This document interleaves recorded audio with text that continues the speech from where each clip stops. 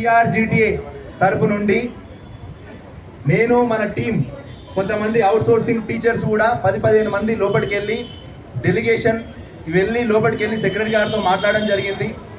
Sir చాలా బాధపడుతున్నారు, ఎందుకంటే ఇక్కడ 2016లో ఎస్టాబ్లిష్ చేసింది సారే.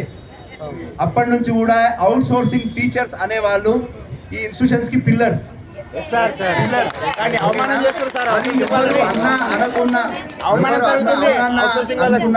ఇది నిజం, చిన్న చూపు లేదు.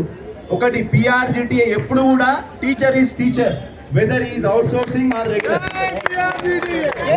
కంపల్సరీగా మీకు 5-6 పాయింట్లు మాట్లాడడం జరిగింది. మన మిత్రులు కూడా ఉన్నారు, మీరు తర్వాత వాళ్ళతో క్లారిఫై చేసుకోవచ్చు.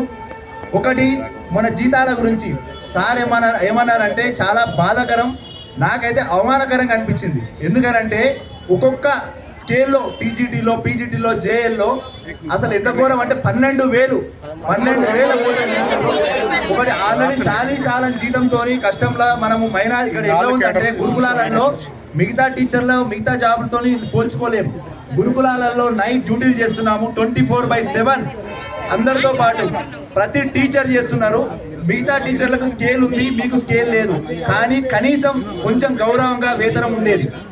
ఆ వేతనాన్ని కూడా ఒక నిమిషం అన్ని